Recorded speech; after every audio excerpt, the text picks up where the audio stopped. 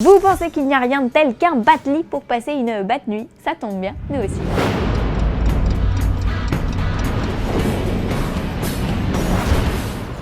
C'était la grosse annonce du week-end, le film Inhumain n'est plus à l'ordre du jour. Fini Daisy Johnson, Lincoln et compagnie dans une aventure les menant à la galaxie Kree. Selon Kevin Feige, l'arrivée de quelques films surprises a bouleversé l'agenda prévu au départ, et parmi eux, Spider-Man bien sûr. Le retour de Spider-Man au sein de la Maison des Idées a pas mal chamboulé le calendrier du studio qui a donc établi des priorités. Spider-Man Homecoming a intégré la phase 3, tout comme Ant-Man 2, jugé nécessaire par la production qui souhaite explorer le Miniverse et le Maxiverse, à ne pas confondre avec le Géoverse. Que les fans se rassurent, le film n'est pas annulé mais tout simplement repoussé. Selon Feige, il intégrera très probablement la phase 4 qui n'est pas à l'ordre du jour. Il faut dire qu'entre les films Star Wars, les films Marvel et le futur Indiana Jones, Disney ne sait plus où donner des oreilles de Mickey.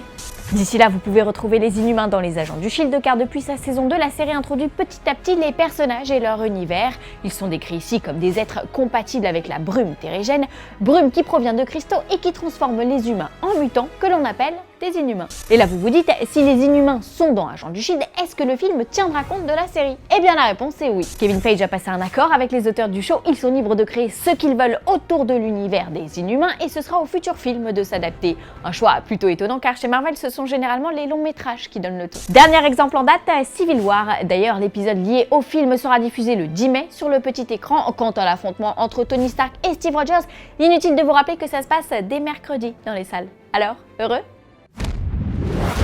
Aussi rock que Dwayne Johnson qui rejoint officiellement le remake de Jumanji. Voici les news en bref. 67, c'est le nombre de personnages Marvel attendus au casting d'Infinity Wars pour mener une guerre sans merci contre Thanos.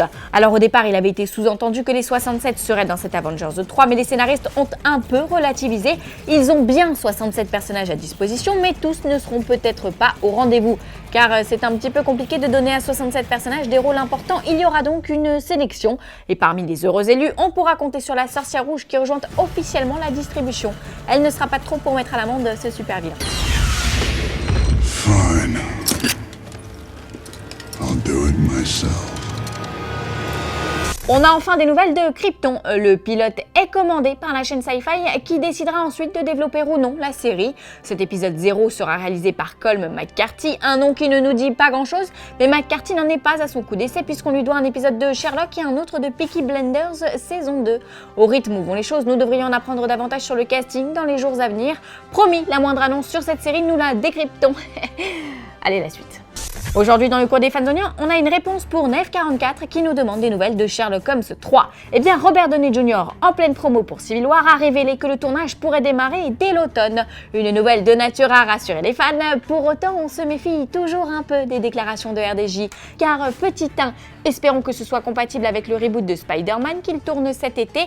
Petit 2, pendant la promo d'Iron Man 3, l'interprète de Tony Stark avait déjà annoncé un tournage imminent. Et c'était il y a 3 ans. Il aime bien jouer avec nos nerfs, hein, Robert. Allez, affaire à suivre.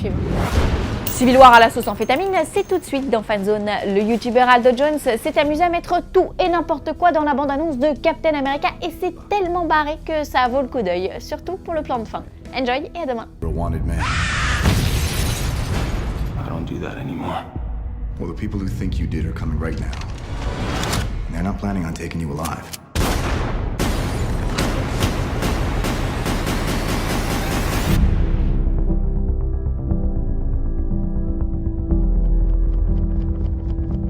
Captain, while a great many people see you as a hero, there are some who'd prefer the word vigilante. You've operated with unlimited power and no supervision. That's something the world can no longer tolerate. I know how much Bucky means to you. Stay out of this one. Please. You'll only make this worse. You saying you'll arrest me? There will be consequences. Captain, you seem a little defensive. Well, it's been a long day. If we can't accept limitations, we're no better than bad guys. That's not the way I see it. Sometimes I want to punch you in your perfect teeth. They're coming for you. I'm not the one that needs to watch their back. This doesn't have to end in a fight, Tony. just started a war.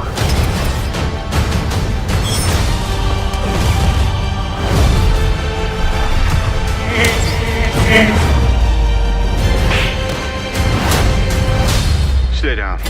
Final warning. Stand back! I could do this all day.